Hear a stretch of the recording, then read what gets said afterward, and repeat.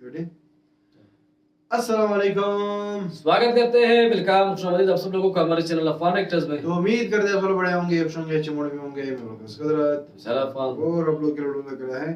Pakistan did not like India's friendship with Malaysia again. क्या हुआ है फिर से? इंडिया ने फिर से मलेशिया के साथ मलेशियन जो प्राइम मिनिस्टर था वो इंडिया आया हुआ है, शायद ऐसा ही कुछ सीन है। वॉच करेंगे वीडियो को, देखते हैं कि क्या सीन है। वॉच करने से पहले हमारे चैनल को जरूर सब्सक्राइब कीजिए, साथ में जो बेल आइकन है उसे भी दबा लाइक दीजिए। जरूर क्या करें। अगर मैं सोशल फॉलो नहीं किया तो प्लीज फॉलो करें इंस्टाग्राम, आप लोग को लिंक डिस्क्रिप्शन में मिल जाएगा, आप लोग चेक कर सकते हैं। Let's start. Okay started. ये मेरे मुल्क का मंजरनामा है। हम 76 साल से कश्मीर करते रह गए। दुनिया के दूसरे कंट्रीज, इस्लामिक कंट्रीज की मैं बात कर रहा हूँ, वो अपने रिलेशंस दिन ब दिन इंडिया के साथ ना सिर्फ बेहतर कर रहे हैं। मलेशिया के वजीर आजम अनवर इब्राहिम, जिस तरह से प्राइम मिनिस्टर नरेंद्र मोदी ने प्यार की जफ्फी डालकर उनका स्वागत किया, ये जो वीडियोस हैं, ये जो क्लिप्स हैं, वायरल हो रही है। और दूसरा हमारा मुल्क देख लें, 47 से अब तक के वज़ीर आज़मों और सदूर की जो फहरिस्त है, लिस्ट अगर आप निकाल के देख लें, और मसाइल की दलदल की गहराई भी अगर आप नापने की कोशिश करें, जिसमें अवाम बेचारे धसे हुए हैं। साला ये दुख का खत्म नहीं होता अबे।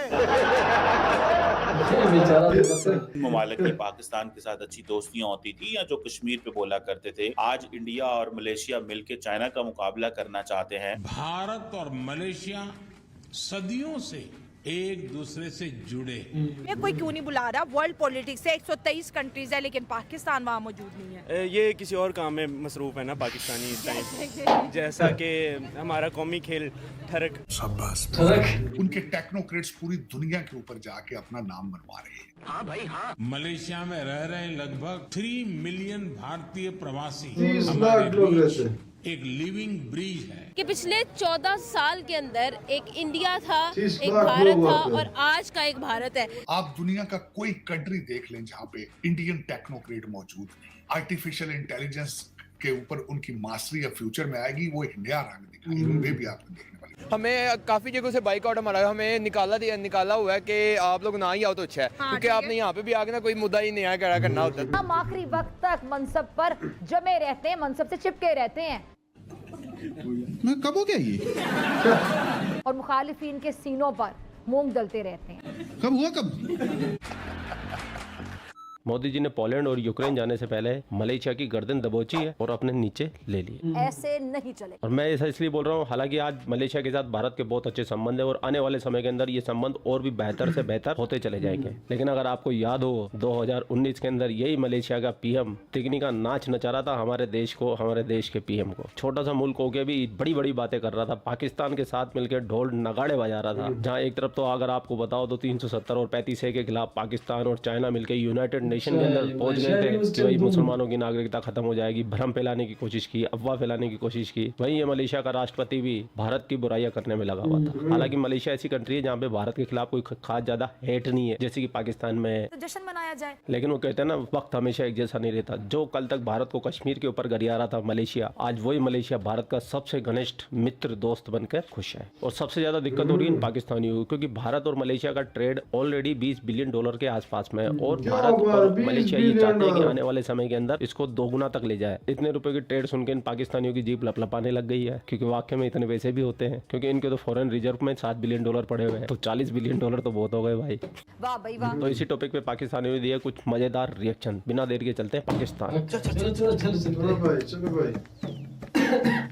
कि मलेशिया के इस्लामिक मुल्क है, वो इंडिया में जाके बैठ रहा है। उन्होंने एक बड़ी स्टेटमेंट आज बोली कि इंडिया जो है ना एक ब्रदरली नेशन है, हमें भी जाना चाहिए ऐसी समिट्स में। दुनिया की नज़र में हमारा नाम भी होना चाहिए, लेकिन हम नहीं दिख रहे कहीं पे भी, हमें नहीं बुला रहे इंडिया। रिपोर्टर साहिबा, भिखारियों को कोई नहीं पूछता, क्यों शहबाज शरीफ साहब? हमने रिवर्स गियर लगाना था, फ्रॉम बेगर्स टू चूजर्स, और आज भी हम बेगर्स हैं। खुदा जाने हम चूजर्स कब बनेंगे। ये सब कुछ हमारे अपने ऊपर है, ना ये खाकी है, ना ये नारी है, ये सब कुछ हमारे अपने ऊपर। मैं कहाँ जाऊँ? पहाड़ की भट्टी में जाओ, जाके अपनी ऐसी तैसी कराओ।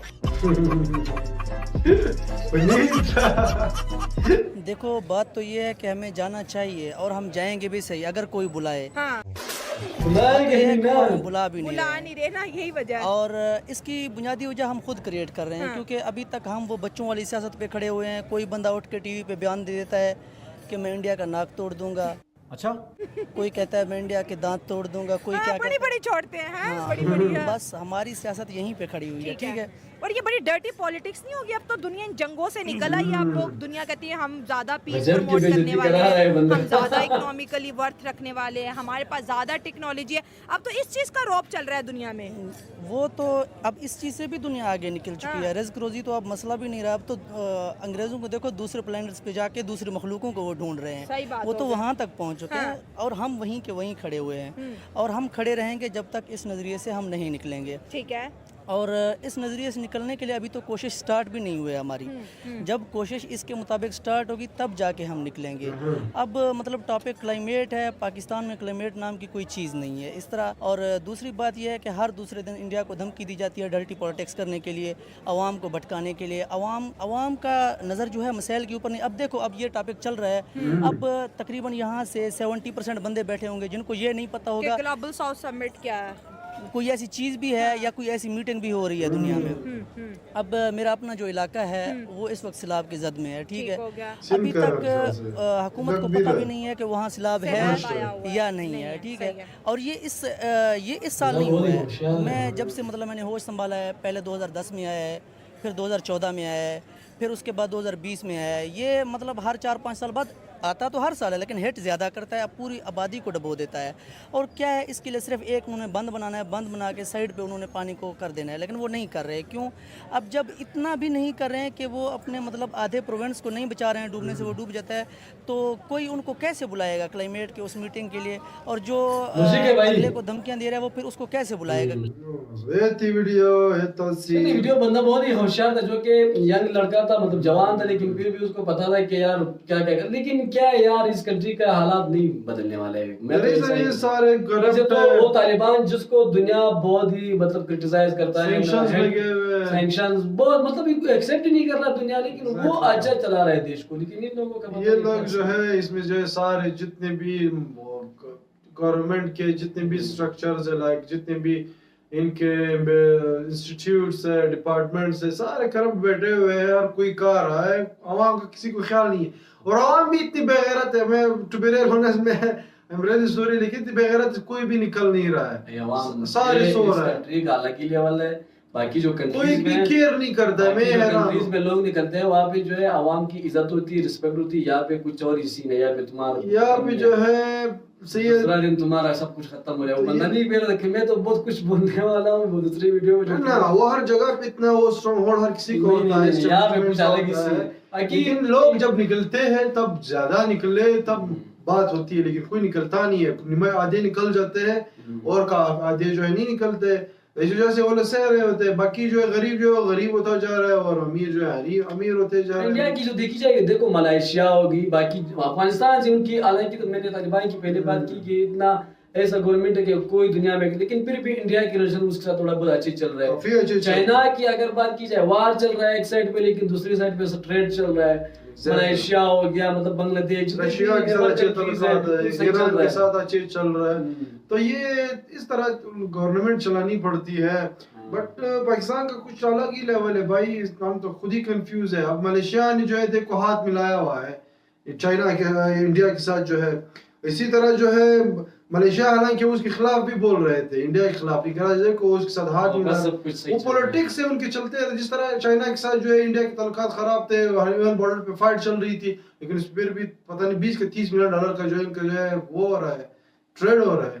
यही तो पॉलिटिक्स है ना, पॉलिटिक्स भी सीखनी पड़ती है यार, किसी को थोड़ी आता है कि मुंह उठा के। तो ये चीज है, बाकी हम क्या बोले इस बारे में। कहता है हमारे के कुत्ते के तुम जो है कहीं कभी भी सीधा नहीं हो सकता, वही सीन है। तो ये देखते हैं कब पाकिस्तान के हालात सुधरेंगे, कब जो है आवाम निकलेगी या गवर्नमेंट ठीक होगी, या जो इनके लीडर है, जो इनके पसंदीदा लीडर है, जो भी हो, चाहे इमरान खान हो चाहे नवाज शरीफ, देखते हैं वो कब उनको जो है अलाव करेंगे नहीं करेंगे, आवाम की बात सुनेंगे नहीं सुनेंगे, तो वक्त बताएगा।